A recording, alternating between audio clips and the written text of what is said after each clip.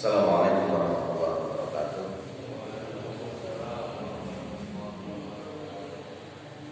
Alhamdulillahillazi anzala sakinata fi qulubil mu'minin liyazdadu imanan ma'a imanihim. Asyhadu an la ilaha illallah wa asyhadu anna Muhammadan abduhu wa rasuluhu allazi la nabiyya ba'dahu, amma ba'du.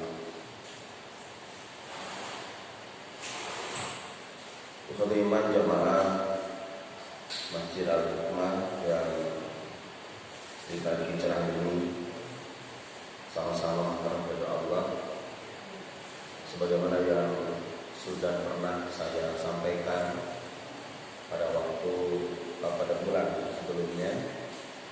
Kita akan coba kajian mengambil dari salah satu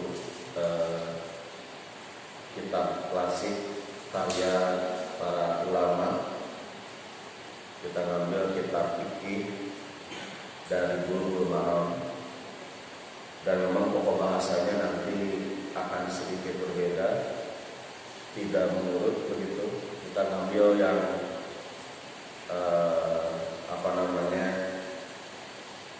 yang menarik saja untuk dibahas begitu. Intinya begitu.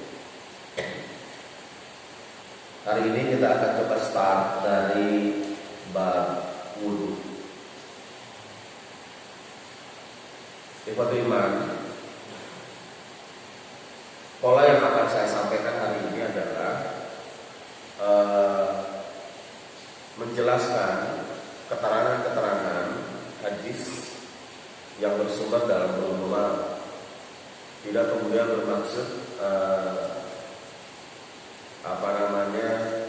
seperti ya dalam tanda kutip melemahkan paham-paham yang bersumber dari qaulul mazahib atau ucapan-ucapan para imam mazhab.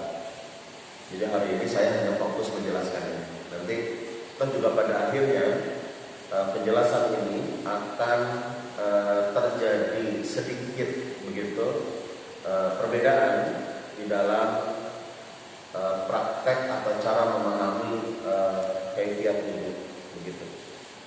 Tapi saya pikir ini tidak mengapa, karena yang kita kaji hari ini adalah sejumlah keterangan yang bersumber dari kitab Bulughul Maram.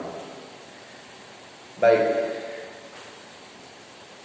bab wudu ini bab atau penjelasan wudu setelah menerangkan tentang bab taharah, dan bab taharah juga menerangkan tentang bab air, salah satunya bagaimana sifat air dan lain sebagainya.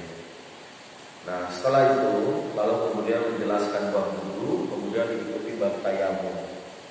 Jadi memang Ibnu Hajar mengarang kitab ini cukup luar biasa.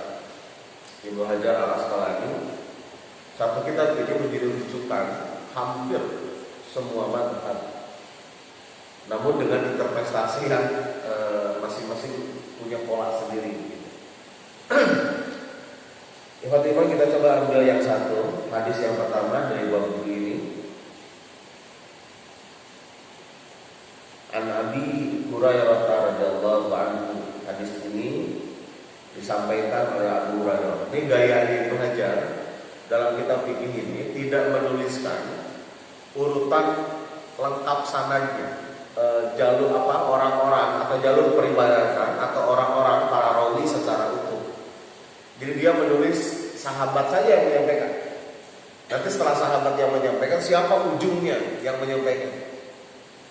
Ini kan kalau dalam aturan ilmu hadis itu kan Rasul menyampaikan ke sahabat kepada tabi'in, kemudian menyampaikan lagi kepada ittiba'ut tabi'in, lalu kemudian menyampaikan kepada rawi misalnya, dan ujungnya adalah mukharij atau muhaddis.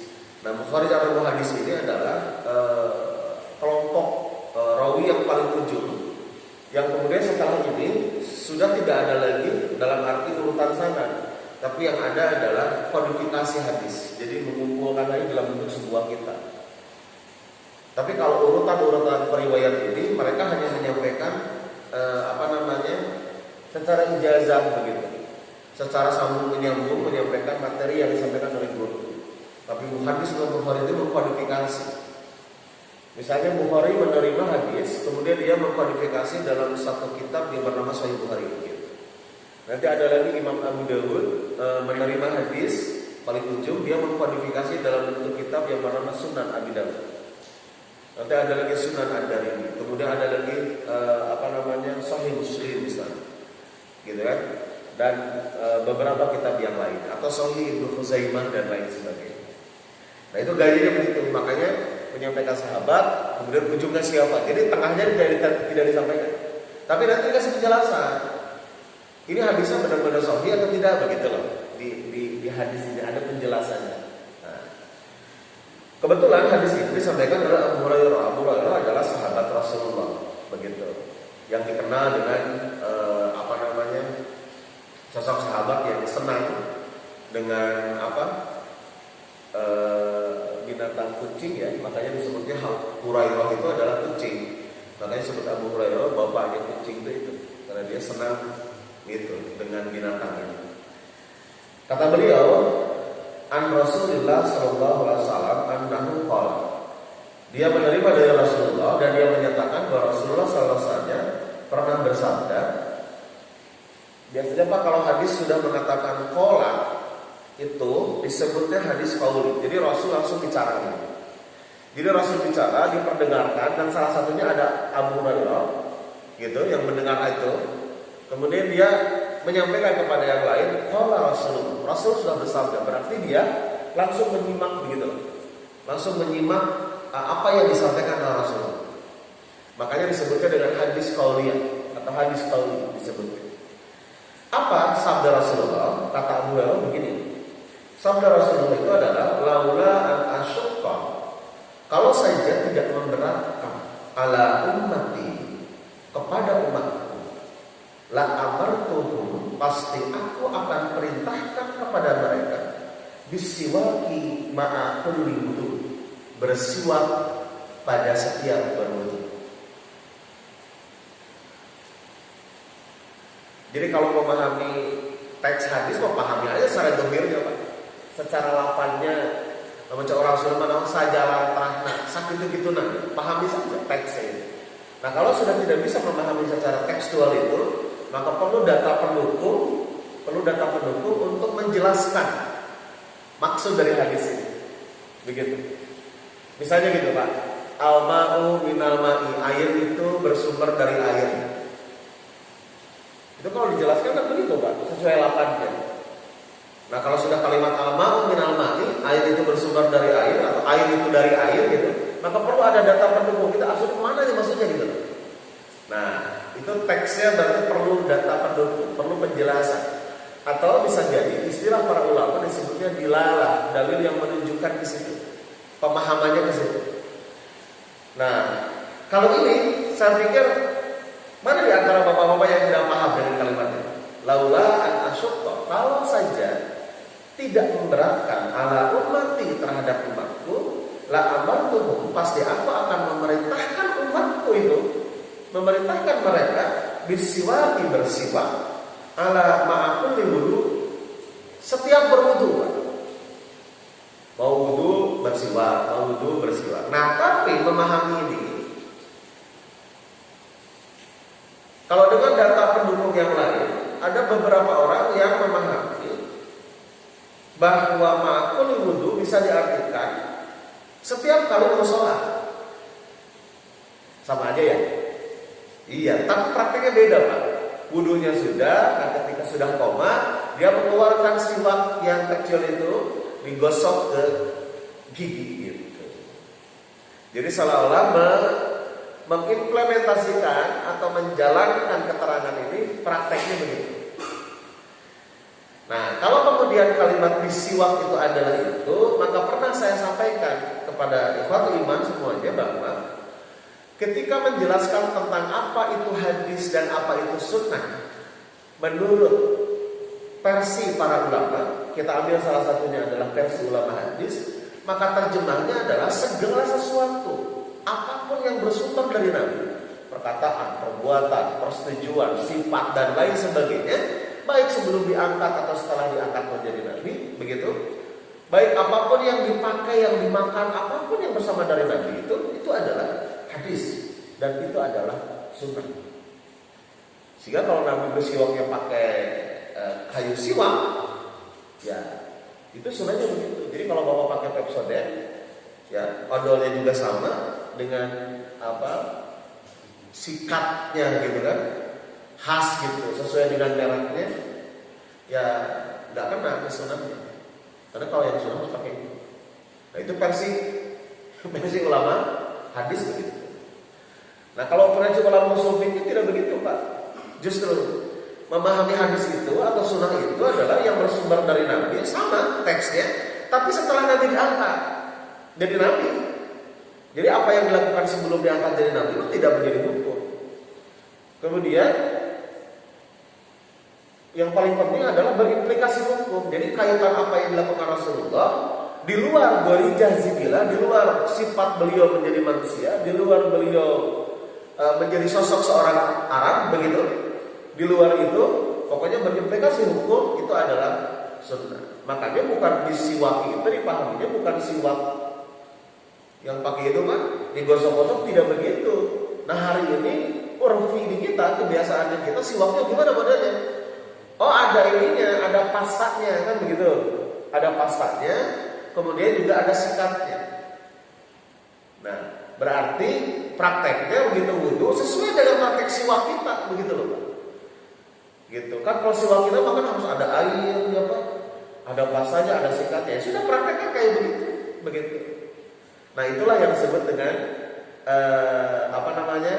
dengan sunnah kaitan dengan masalah bersiwak pada setiap berwudu. Tapi kemudian ada penjelasan di sini bahwa hadis ini dikeluarkan oleh Imam Malik. Oh berarti ada dalam kitab Al-Muwatta karya Imam Malik. Kemudian wa Ahmad. Oh berarti ada dalam kitab Musnad Ahmad hadis ini. Kemudian wan Nasa'i. Oh berarti Imam Nasa'i juga meriwayatkan ini ada dalam kitab Sunan An-Nasa'i.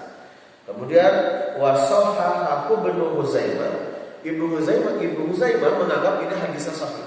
Oh berarti juga sampai kepada Ibnu Huzaimah. Kemudian wadzakar Bukhari ta'liqan, tapi Bukhari mengatakan bahwa hadis ini adalah mu'allaq. Begitu. Jadi pertama ada Imam Malik, Ahmad, Nasa'i, Ibnu Huzaimah, kemudian Bukhari. Berarti ada 5. Ada 5 hadis ini jalur keperiwayatan. Dan itu orang yang berbeda loh Pak. Tidak satu tempat. Begitu loh. Jalurnya itu. Tapi kemudian Bukhari memberikan komentar yang dianggap sahih oleh Ibnu Huzaimah itu ternyata mu'allaq. Mu'allaq itu kalau dalam istilah ilmu hadis adalah terjadi putus sanad di awal sanad. Di awal sanad. Nah ini kalau bicara tentang mu'allaq berarti ada sanad yang bermasalah. Bisa jadi begini Pak, mu'allaq itu saya menyampaikan dari si B, tapi saya tidak pernah ketemu dengan si B. Gitu.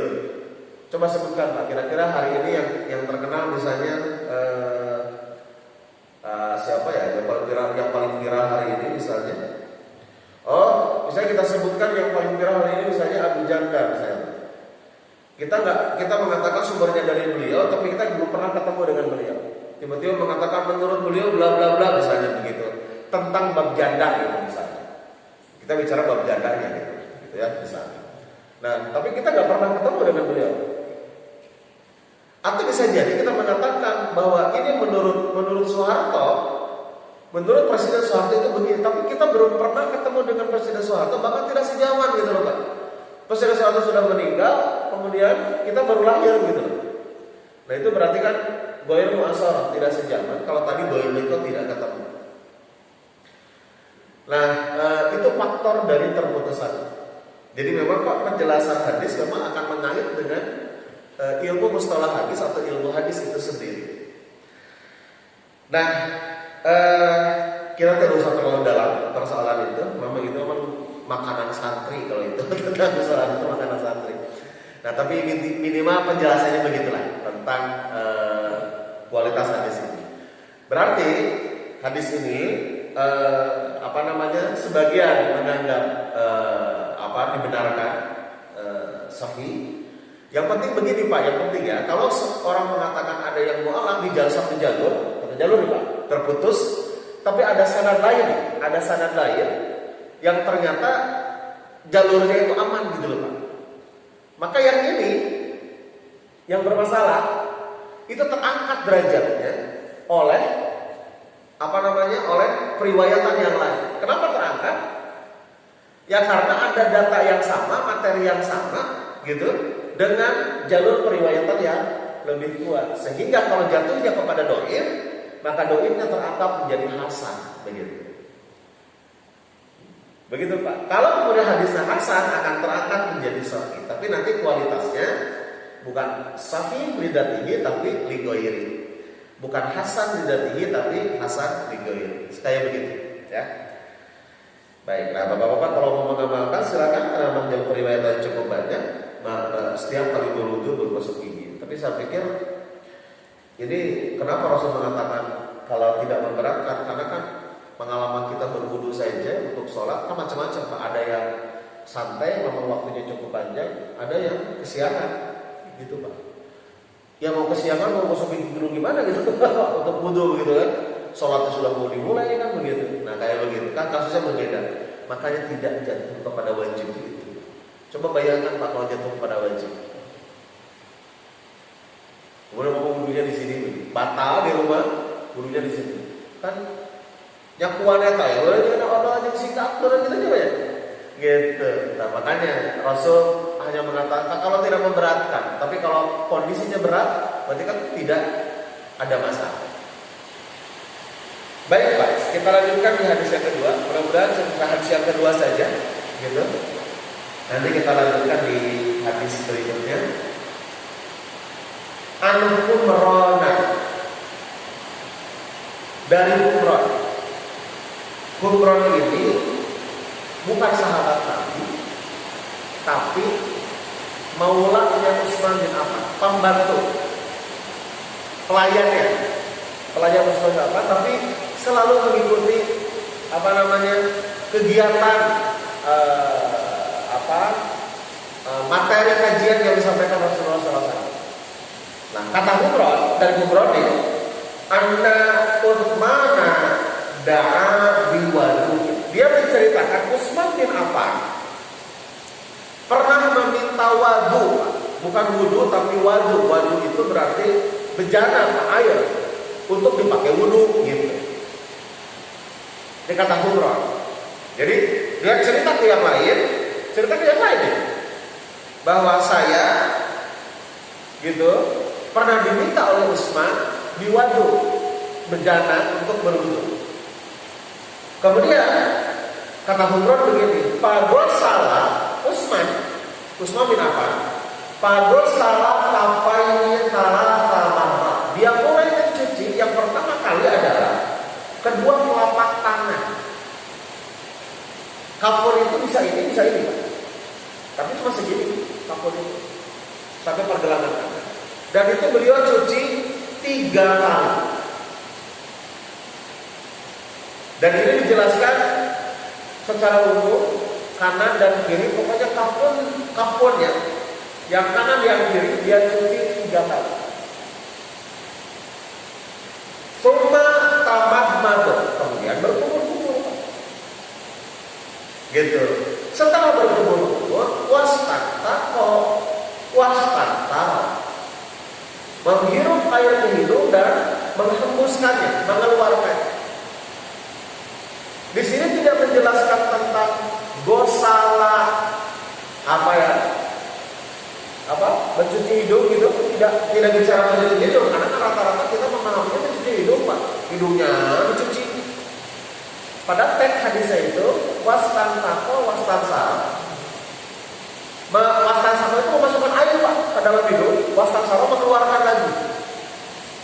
Bahkan nanti di hadis yang berikutnya di kursi kitab ini, kata Rasulullah harus benar-benar sungguh-sungguh memasukkan air ke dalam hidung itu. Bahkan dalam hadis yang lain juga dijelaskan, ketika tidur itu setan juga tidur di sini gitu. Nanti penjelasan itu nanti lagi ya. Nah, intinya bahwa itu perintahnya. Nah yang menarik Pak, ketika menjelaskan ghasala kafaini, mencuci kedua tangan 3 kali itu dengan kalimat tuma taman madu, kemudian berkumur-kumur. Berarti antara mencuci tangan dengan berkumur-kumur itu ada 2 praktek, dipisahkan dengan kalimat tuma. Kayak Bapak pas digil wudu, sempurnakan wudu, gitu kan? Tuma mustaqbil kiblat, kemudian menghadap kiblat. Kira-kira Pak, kemudian takabbar, kemudian bertakbir. Nah kira-kira dari berwudu menghadap kiblat, kemudian bertakbir ada jarak nggak? Ya minimal kan numpang hula baru Pak, di WC kan begitu. Berarti kan 2 kegiatan gitu. Nah seperti ini, mencuci tangan kemudian berkumur-kumur berarti prakteknya berbeda. Dari tangan kedua berkumur-kumur, karena ini tidak tersentuh oleh Quran Pak. Karena kalau kita mau bicara wudu di dalam Quran, ya dia surat Al-Maidah, gitu. Ya ayat 6 itu Pak. Ya.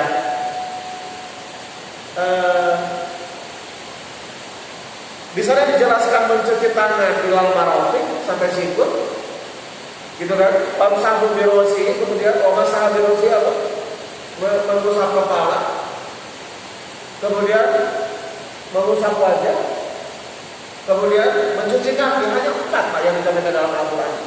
Nah justru mencuci tangan berkumur-kumur berbeda. Nah tapi ketika menceritakan hidup wastasara, ini seolah barengan begitu. Gitu, barengan berarti berkumur-kumur, memasukkan air ke dalam hidung, mengeluarkannya barengan. Semua prakteknya. Bahkan nanti di penjelasan yang lain, di masih dalam kitab ini, bikafin wahidin atau bikafin wahidatin, 1 telapak tangannya. Jadi ambil air sambil masukkan ke dalam mulut, sambil masukkan ke dalam hidung, kemudian keluar. Pertama kali kalau melakukan itu masih sakit Pak, sakit ujung hidung. Tapi kedua, ketiga dan selanjutnya itu tidak akan mengalami itu. Ya. Oke. Setelah selesai berkumur-kumur menghirup air di hidung dan menembuskannya dalam 1 paket, tsumma ghasala wajahu thalathatan, kemudian mencuci wajah. Mencuci wajah itu 3 kali. Dan wajah kan tersebut dalam Al-Quran. Tsumma ghasala, kemudian mencuci yadahul yumna ilal marafiq. Sebentar Pak, ini supaya lebih paham dulu. Kita lari dulu ke dalam Al-Quran Pak, sebentar. Supaya nanti kita paham mana di dalam teks wudu yang masuk disentuh dalam Al-Quran dan mana yang tidak disampaikan dalam Al-Quran. Berarti nanti yang tidak disampaikan dalam Al-Quran kategorinya sunnah, begitu Pak. Yang disampaikan dalam Al-Quran berarti kategorinya wajib. Artinya kalau Bapak melewati yang sunnah itu wudunya sah. Hanya memang pahala kesempurnaan itulah yang tidak didapatkan. Nanti ke situ kesimpulannya. Di dalam surat Al-Maidah, a'udzubillahi minasyaitonir rajim, ya ayyuhallazina amanu, wahai orang-orang yang beriman, idza qumtum ila shalah, jika kamu hendak salat, fagsilu wujuhakum, cuci wajah. Wajahnya dicuci. Kemudian wa aydiyakum ilal marafiq, kedua tangan kalian cuci sampai dengan sikut Pak. Ilal marafiq, berarti ada batasan kan? Ada batasannya. Padahal kan tangan itu sampai ke tiang ya Pak, tapi dibatasi oleh Allah sampai dengan sikut. Wamsahu biru'usikum, ini berbeda. Tadi mau dicuci wajah dengan tangan, tapi tiba-tiba masalah kepala dibasuh, tidak dicuci. Apa ya Pak yang dicucinya? Bapak kurang masuk yang dulu gitu. Tapi dicuci. Kemudian wa'ar julakum ilal ka'bayn, dan kedua kaki kalian sampai mata kaki, kedua mata kaki. Malah kaki itu kan sampai sini ya, sampai atas paha. Tapi Allah batasi sampai kedua mata kaki. Sudah segitu Pak, wudu. Dan kesana nama bicara tentang junub, bicara tentang tayamum selanjutnya itu. Nah berarti ada 4 poin. Poin pertama adalah mencuci wajah, tangan sampai sikut, kepala dan kaki. Berarti hanya 4. Nah tadi dijelaskan kata Humron, Utsman minta air dalam bejana. Pertama dia mencuci tangan sampai 3 kali, berkumur-kumur dan menghirup air ke hidung juga 3 kali. Kemudian tsumma ghasala wajhahu thalatha marat, dia mencuci wajah 3 kali.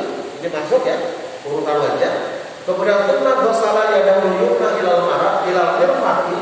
Kemudian dia mencuci tangan kanannya ya sampai dengan sikut. Berarti Bapak cuci dari sikut sampai dengan ujung jari oleh tangan kiri, Pak. Dicucinya. Nah, kemudian tsumma yusra mithla dzalik. Kemudian yang kiri persis seperti itu, sama gitu loh. Lalu kemudian ini juga memberikan penjelasan bahwa Bapak tidak boleh sebelum menyelesaikan yang kanan, Bapak pindah ke yang kiri. Kadieu, pindahlah kadieu. Balik deh kadieu, Pak. Balik deh kadieu gitu. Tidak bolak-balik, tapi tuntaskan dulu sampai selesai, lalu kemudian pindah kepada yang kiri. Tsumma masaha bi ra'sihi. Kemudian mengusap kepalanya, dan di sini tidak dijelaskan berapa kali. Kan kalau tadi mah wajah tangan gitu kan, wajah tangan sampai pergelangan, tangan sampai sikut jelas. Salah kamar 3 kali. Tapi kaitan dengan kepala, wa masaha bi ra'sihi. Dia kemudian minta air juga untuk mengusap kepala. Kalau tidak dijelaskan, maka pemahaman kita berarti cuma sekali. Kalau tidak dijelaskan, berarti hukum. Dan ini Pak yang dimaksud ini perlu data pendukung. Perlu data pendukung, perlu hadis yang lain, perlu riwayat lain, perlu dilalah yang menunjukkan bagaimana cara mengusap kepala itu. Begitu. Karena nanti interpretasi kepala itu berbeda, Pak. Ada orang yang memahami kepala itu di depannya saja, maka dia mengusap yang di depan. Karena kemudian diartikan kepala di sini identik dengan rambut, sehingga tidak sedikit orang yang mencuci rambutnya atau mengusap rambutnya ketika berwudu. Ke situ bong mete gitu, Pak. Apa ya bong itu? Kesimpulannya ke situ. Gitu. Bahkan diartikan di kalimat ba di sana juga diartikan lebih dipahami tidak keseluruhan.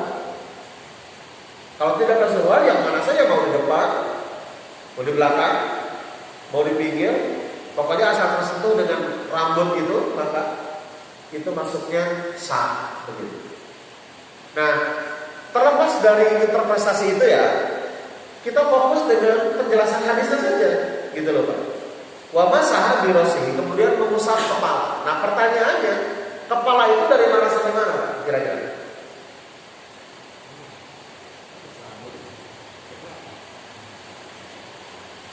Pak, kepala itu yang di atas leher itu kepala. Benar nggak Pak? Yang di atas leher itu kepala, ini kepala itu. Ini semuanya ini kepala. Dan wajah ada di dalam bagian kepala. Telinga juga dalam bagian kepala. Hidung, mulut ada di kepala. Kalau ini mah lebih kepada otaknya gitu loh Pak. Kita kalau bicara pikir, aduh karena pikiran, kan dia lupa begitu. Berarti kepala itu di sini. Nah makanya saya bilang tadi, kalau mengusap kepala, kira-kira kalau mengikuti dohirnya hadis ini ya gimana caranya gitu loh. Kalau wajah kan jelas, coba cuci wajah 3 kali. Pertanyaannya, mana wajah? Kan ini Pak wajah. Lari nggak ke belakang kira-kira? Enggak. Cuci tangan sampai sikut. Jelas Pak, tangannya ini sampai sikut. Itu bagi yang punya tangan.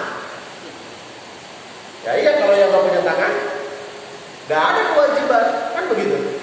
Nah, untuk kepala segitu penjelasannya. Wah, masalah biro sini, mengusap kepala.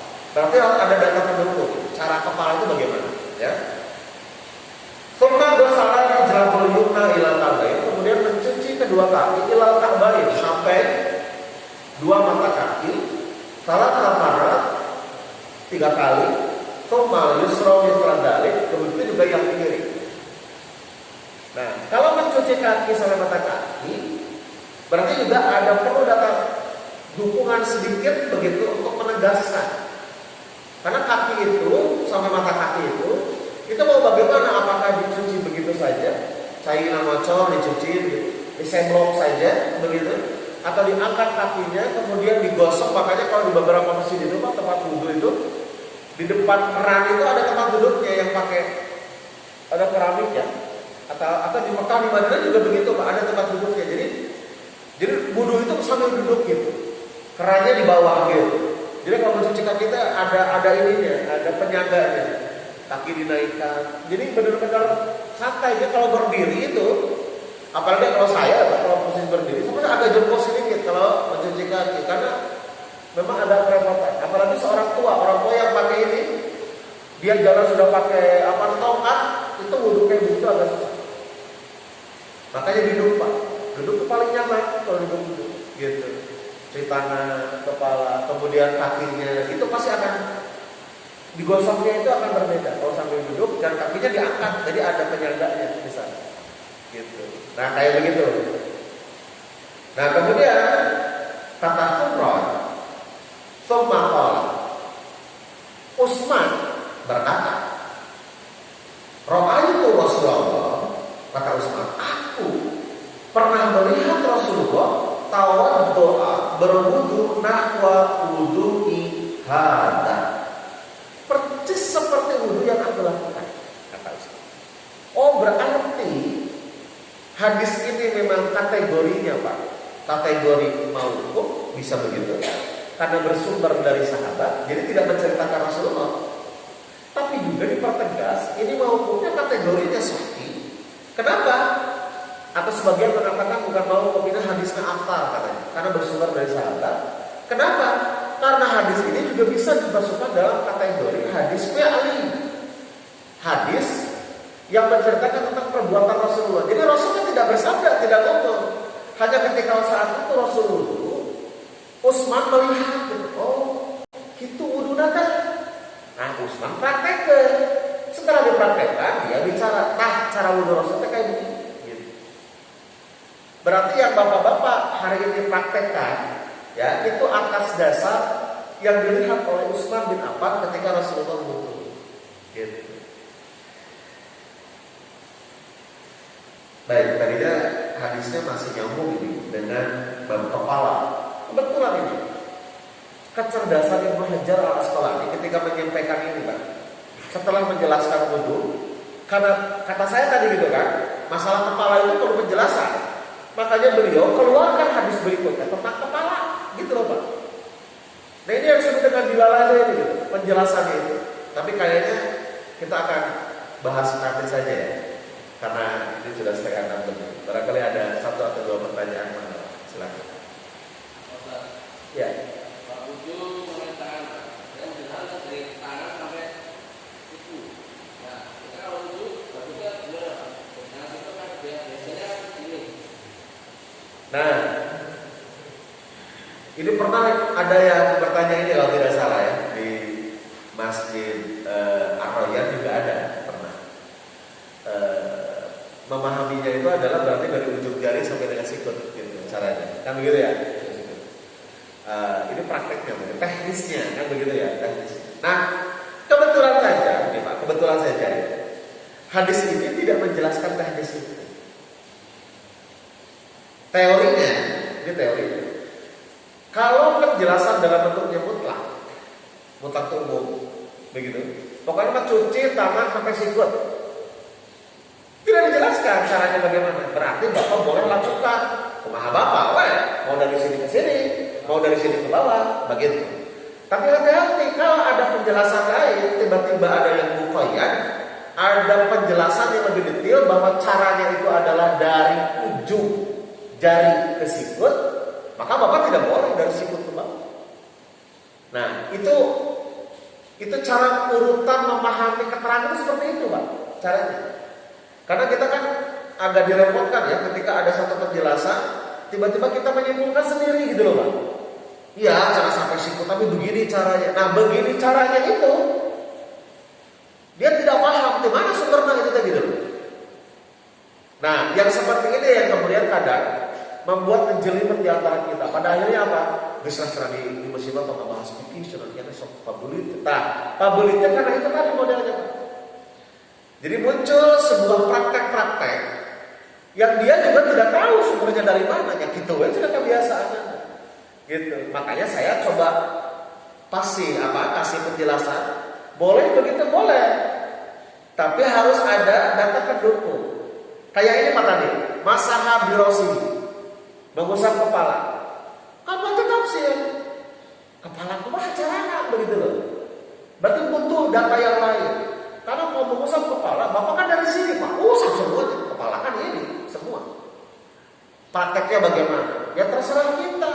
Mau bagaimana cara mengusap terserah. Kalau tidak ada penjelasan. Tapi ketika ada penjelasan, hati-hati. Caranya akan dilakukan sesuai dengan penjelasan itu. Makanya itulah disebut dengan dalam kategorinya mutlak dengan muqayyad. Kalau yang umum, gitu kan? Kemudian datang yang muqayyad, maka yang umum tarik kepada yang muqayyad, kepada yang khusus. Kalau ini tidak ada yang muqayyad, berarti praktek yang umum ini bebas terserah kita. Begitu Pak. Nah, adakah penjelasan dari ujung jari sampai situ? Ada Pak, penjelasan itu. Hanya memang penjelasan itu tidak bersumbernya dari hadis, tapi dari pemahaman ulama yang mengatur itu supaya bermaksud supaya tertib. Nah, kalau sudah penjelasannya dari ulama, ya kita simpulkan saja. Kira-kira kalau beliau hanya sekedar untuk menertibkan gitu, maka tidak ada kewajiban untuk mengikuti pola itu. Tapi kalau beliau kemudian mengambil rujukan sumbernya, nah iya praktek Rasulullah SAW, maka kita bisa melakukannya. Sepemahaman saya tidak ada arahan ke situ. Yang lain barangkali Pak, silakan. Yang wajah itu kan area wajah itu apa sampai ke belakang kuping atau gimana? Area wajah yang wajib kita dibasuh itu. Nah,